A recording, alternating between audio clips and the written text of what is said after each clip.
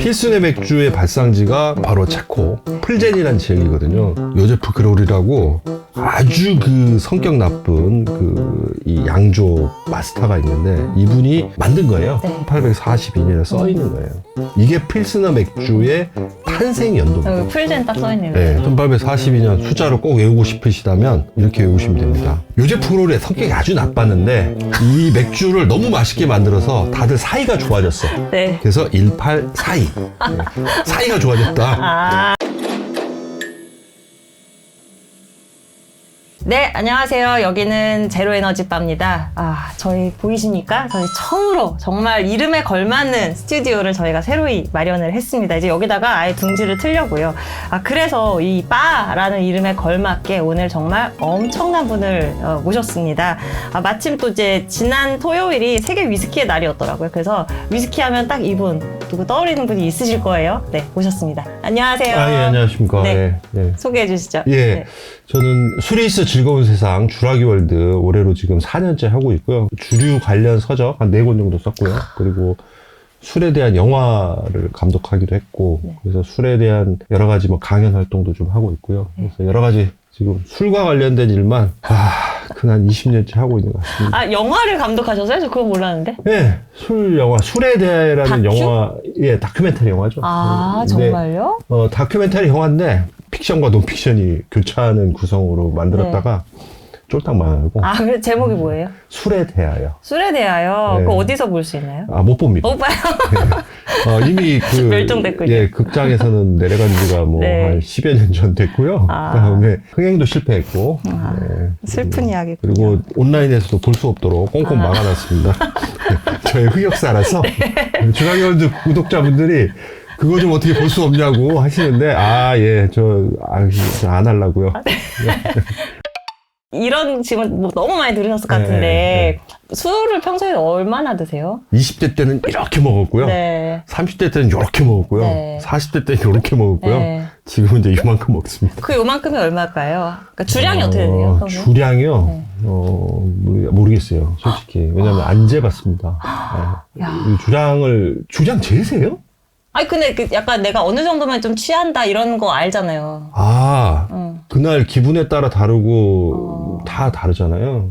분위기 따라 다르고. 근데 제가 술 먹고 뭐 예를 들어 흔히 얘기하는 주사라 그러잖아요. 네. 그런 건 없어요. 그래서 아직까지 술 먹고 누구한테 행패를 부려본다던가 술 먹으면 제가 좀 말이 많아지고요.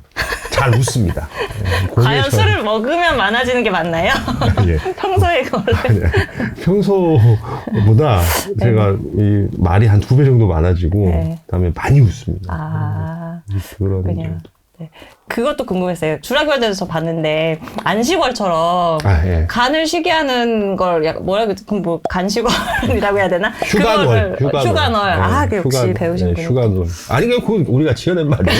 실제로 효과가 있어요, 건강에? 효과가 아주 드라마틱한 효과가. 그래요? 네. 평소에 계속 꾸준히 음주를 하시는 분은 1년에 정말 딱 잡아가지고 한 달을 그냥 아예 통으로 쉬는 겁니다. 휴간을 해주는 거죠. 일종의 자체 라마단이라고 생각하시면 돼요. 라마단 기간이라고 생각하시고 그 한 달은 무조건 술을 끊어보시면 그러니까 더 이거 효과를 극명하게 확인을 하시려면 시작하기 전에 그 내과 가셔가지고 피 검사를 한번 하세요.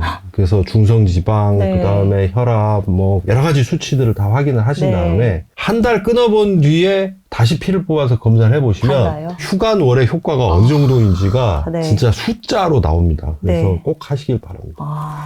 2월에 하신 분이 많습니다. 2월이 좀 짧거든요. 다만 며칠이라도? 그 다음 휴간월, 이 자체 라마단, 음주 라마단의 이 효과 중에 하나는 뭐냐면 제가 술꾼인데 한 달을 참았단 말이에요. 그리고 다시 개시하는 날 맥주를 한 잔 딱 하잖아요. 여러분들은 천국을 가실 수 있어요. 알 것 같아. 막 모세혈관을 파고든 느낌일 것 같아요. 그래서 그걸 위해서라도 한 달 참아보십시오. 진짜 한 달 참고 나서 먹는 그 술 맛은 저는 사실 그것 때문에 해요. 그리고 건강도 좀 챙길 수 있고 꼭 하십시오. 알겠습니다.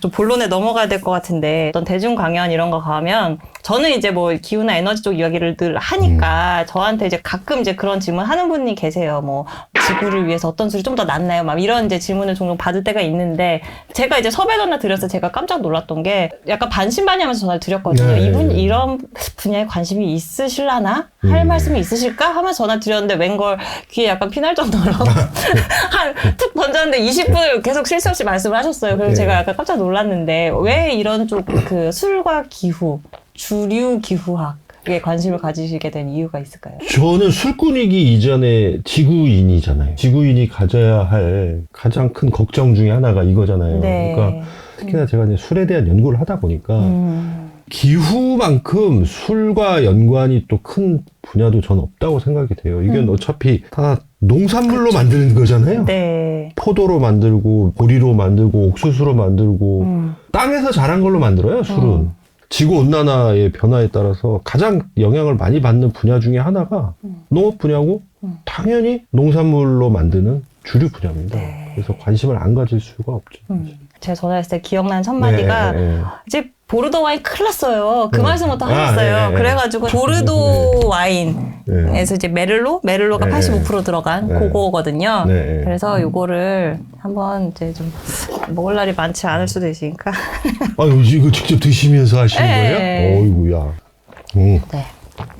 아유, 술까지 먹으면서 또 할 줄은 몰랐습니다. 그래서 와인 하면은 사실 뭐 프랑스 와인 워낙 유명하니까. 네, 그렇죠. 근데 와인은 프랑스죠. 프랑스에서 와인 산업이 만약에 흔들린다라는 게 어떤 의미일까 좀 궁금해서 좀 와닿게 제가 이게 프랑스 와인의 전후방 산업이 창출하는 부가가치 그리고 고용, 수출액 이거를 이제 전체 국가 대비해서 해봤더니 조선업이랑 좀 비슷하겠더라고요. 그러니까 진짜 엄청난 규모인 엄청난 거고 규모죠. 왜 보르도가 위험하다고 하시는 건지.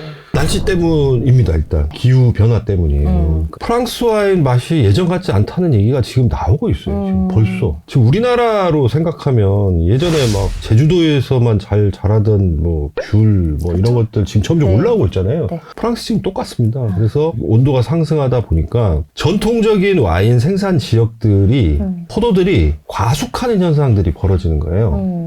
너무 익어버린다. 네. 그리고 온도가 올라가니까 그러면서 무슨 문제가 생기냐면 이미 이거는 옛날보다 포도 수확 시기가 빨라졌어요. 이미. 옛날에는 뭐 예를 들면 뭐 9월 초에 뭐 수확을 했다. 그러면 이미 이제는 8월 말에 따고 있는 거예요. 그래서 수확 시기가 빨라지고 있습니다. 점점. 와인 맛이 조금씩 변하는 상황들이 지금 네. 벌어지고 있는 거죠. 실제로. 지금 세계 와인 업계는 이것 때문에 지금 골머리를 앓고 있는데 예를 들면 이런 거예요. 유럽의 지도를 보면 일조량 많고 따뜻한 이쪽 지역이 그리스, 이탈리아, 스페인 그리고 프랑스 남부 네. 이렇게 쫙 펼쳐져 있는 요 선을 와인 벨트라고 불러요. 네네. 여기는 와인이 잘 자라는 지역들이에요. 전통적으로. 네. 그리고 조금 더 위도가 위쪽으로 올라가면 영국, 그 다음에 뭐 독일. 체코, 독일, 체코 이런 데들. 여기 선을 쫙 그으면 여기가 비어벨트예요. 여기는 이제 전통적으로 양조용 포도들이 잘 안 자라기 때문에 여기는 맥주를 그동안 많이 만들어 왔던 데예요. 맥주 강국들이에요. 영국 맥주, 뭐 독일 맥주 유명하잖아요. 더 위로 올라가면 여기가 이제 보드카 벨트입니다. 아, 보드카 벨트도 있어요? 보드카 벨트는 정말 더 추운 나라들. 우크라이나, 러시아, 뭐 북유럽, 네. 동유럽, 핀란드. 핀란드 이런 나라들 다 보드카 먹잖아요. 알코올 지도를 딱 놓고 보면 따뜻한 데는 와인 생산 지역이고 비어 벨트, 맥주 생산 지역, 보드카 생산 지역으로 나뉘어 있는데 이미 무슨 일이 벌어지고 있냐. 전통적인 맥주 생산 국가들, 예를 들면 영국 같은 데예요. 영국은 포도가 안 자라서 잘 안 자라서 계속 프랑스나 이탈리아에서 와인 수입해서 먹던 국가예요. 네. 근데 요즘 이제 영국, 잉글랜드 남부 이쪽에서 지금 벌써 와인 그래요. 잘 만들어서 내놓고 있어요. 지금. 거기 위도가 얼마나 높은데. 샤도네가 그렇게 잘 자란대. 네. 샤도네 포도가 영국 남부에서 지금 그렇게 잘 자라는 시대가 돼버린 거예요. 그래서 전 정리하자면은 기존의 와인벨트 따뜻한 지역들, 중위도 이쪽 지역들은 포도가 자꾸 빨리 익고 그래서 수확 시기는 빨라지고 과숙하는 현상들이 벌어지고 당도가 올라가면서 점점 이제 도수도 조금씩 올라가는 일들이 벌어져요. 포도는 당도에 의해서 이 도수가 결정되거든요. 네. 점점 그런 일들이 조금씩 벌어지고 있고 맥주 만들던 나라들에서 자꾸 지금 와인 잘 자라갖고 앞으로 눈여겨볼 시장 어디인지 그냥 다 말씀드리겠습니다. 이건 네. 과학자들이 다 연구한 데이터가 있는데 네. 중국 와인 산업 발달할 겁니다. 도대체 중국은 뭐 없는 게 뭐지? 날씨 때문에 그래요. 네. 와인 제조용 포도가 잘 자란 지역이 아니었는데 네. 온도가 올라가면서 중국은 지금 와인 산업이 프라미싱하다 이런 얘기를 하고 있습니다. 네. 지금 가능성이 있다라는 얘기를 하고 있고 앞으로 그래서 메이드 인 차이나 와인 굉장히 늘어날 거고 이런 식의 얘기들이 지금 나오고 있는 상황이라서 이게 지금 단기적인 얘기고요. 네. 장기 전망은 아주 우울합니다. 프랑스 기후 농업 그런 연구소에서 작년에 네이처지 통해서 나온 논문이 있는데 그 논문 보면 굉장히 충격적이에요. 금세기 말이 되면 산업화 이전과 비교했을 때 지구 온도가 2도 올라간다고 얘기를 하더라고요. 네네. 이게 과학자들이 그렇게 얘기를 하더라고요. 네. 이 2도 때문에 엄청난 비극이 벌어지는데 기존의 와인 생산지의 90%가 와인 생산을 못하게 될 것이다. 어디요? 프랑스에서? 보르도뿐만이 아닙니다. 이제 부르고뉴는 원래 좀 북쪽에 있어서 여기는 좀 괜찮지 않겠냐. 이거는 단기적인 얘기고요. 장기적으로 가면 부르고뉴도 이제 끝난다는 거죠. 피노누아. 안 됩니다. 그래서 이게 이제 조건은 있죠. 2도를 막지 못한다면 보르도 뭐 5대 샤또, 뭐 샤또 마고, 샤또 무똥 로실드, 샤또 라피트 로실드 다 끝난다는 거예요. 역사가 끝난다는 거예요. 기후 때문에. 그리고 부르고뉴, 피노누아 뭐 구경하기 힘들어질 것이다라는 게 프랑스 과학자들의 연구 결과입니다. 근데 여기는 프랑스만 들어간 건 아니에요. 그리스, 이탈리아도 다 끝나요. 그렇겠죠. 네. 지구에서 지금 와인 만들고 있는 지역의 90%가 절멸한다고 지금 표현이 돼 있습니다. 그래서 이게 보통 심각한 문제가 아니다. 그래서 와인 업계는 지금 초비상이에요. 지금 이 기후 위기 때문에 더위에 좀 강한 품종으로 바꿔보자. 네, 이런 얘기가 맞아요. 나오는데 네. 지역에 따라 때루아라고 그러죠. 그러니까 지역에 따라 다르지만 예를 들어서 뭐 어떤 지역은 까베르네 쇼비뇽을 위주로 뭐 멜로를 조금 섞고 까베르네 프랑을 섞고 뭐 이런 식으로 블렌딩을 하거나 아니면 뭐 어떤 쪽은 또 다른 품종으로 이렇게 만들잖아요. 이게 품종이 바뀐다는 얘기는 그 와인이 아닌 거잖아요. 그렇죠. 원래 그 풍미는 아닌 거죠. 원래 그 풍미는 아닌 거죠. 때루아랑 얼마나 잘 결합을 할지도 의문이고. 근데 지금 연구는 하고 있어요. 지금. 네. 각 와이너리들이 어떻게 하면 살아남을까? 과학자들이 지금 경고를 하고 있거든요. 100년 뒤면 지금 너네 와인 생산 더 이상 못한다. 보르도 와인이 블렌딩 할 때 쓰는 6개 품종이 있는데 거기다가 2019년인가에 추가를 했더라고요. 하나만 마르셀란이라는 걸 추가했는데 그게 이제 까베르네 소비뇽이랑 그르나슈라는 걸 교배한 건데 그르나슈가 되게 이제 그 고온과 가뭄에 강한 맞습니다. 품종이라고 해가지고 그 두 개를 교배한 거를 이제 보르도에서 쓸 수 있게 바꿨다. 그런 것도 다 지금 그런 노력이에요. 그러니까 아주 좀 미래가 불안하니까. 다른 여러 지역에서도 지금 포도 품종에 대한 연구를 그래서 하고 있는 거예요. 기후변화 때문에. 지금 지구 환경 변화 속도를 보고 있으면 이게 저희 아들이나 뭐 저희 손자 때에는 진짜 사라질 수도 있겠다. 그때는 완전 다른 세상이 될 수 있겠다. 그래서 가끔 이제 저도 이런 얘기 할 때마다 샤또바고의 맛을 우리 아들과 손자가 맛볼 수 있게 해주자. 물론 뭐 이제 샤또바고 너무 비싸가지고 뭐 먹긴 힘듭니다만 어쨌든 그런 생각을 좀 하고 있죠.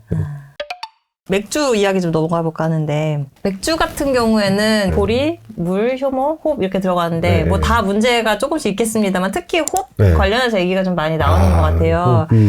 맥주 하면 유럽이니까 거기서도 노블 홉? 이라는 게 있고 그 종류 중에 뭐 사츠홉 이걸 많이 쓰잖아요. 이게 그래서 사츠. 요 사츠홉으로 돼 있는 또 요 우르케를 또 준비를 했는데 요거 이제 한 캔 따서 나눠 먹어볼까요? 제가 오늘 이거 집에서 낑낑대고 이거 가져오느라고 그 우르켈 공장을 몇 년 전에 갔다 왔어요. 아, 그러시구나.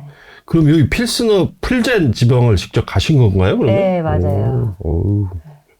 전 못 가봤습니다. 아, 그래요? 이제 요 손가락 한 마디 정도 거품이 유지되면 사실 좋아요. 맞아요. 근데 이거 따르는 거 기술이에요. 밀맥주는 이렇게 따르시면 안 됩니다. 밀맥주는 거품이 많아서 밀맥주는 단백질 함량이 높거든요. 그래서